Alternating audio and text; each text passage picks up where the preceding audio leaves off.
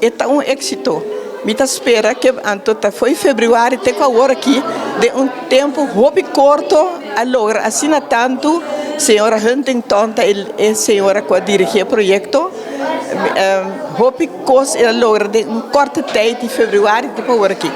Mita ojalá que o projeto que por seguir e que a vrouw que portava um trabalho permanente na escola aqui para só ajuda e a vrouw não conta na les e parte aqui seguro ajuda não também.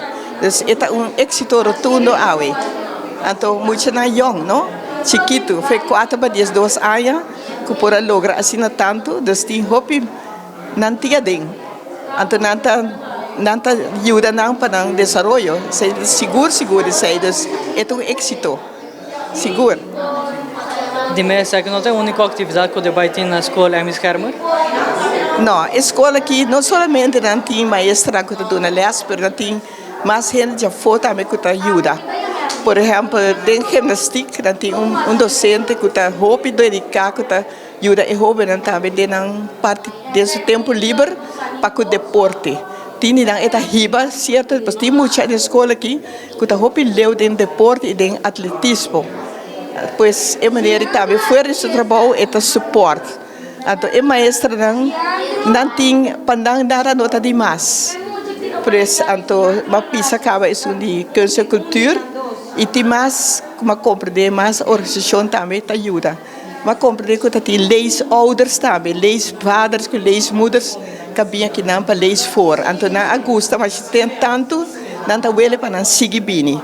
Então a escola não está somente aqui dentro, não está atrás, mas não tem suporte e comunidade também.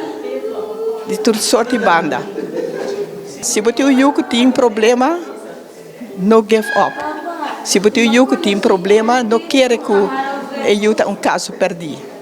A mim como ortopedagogo, me tambisa sempre tem ajudança, sempre tem perspectiva para tudo muita.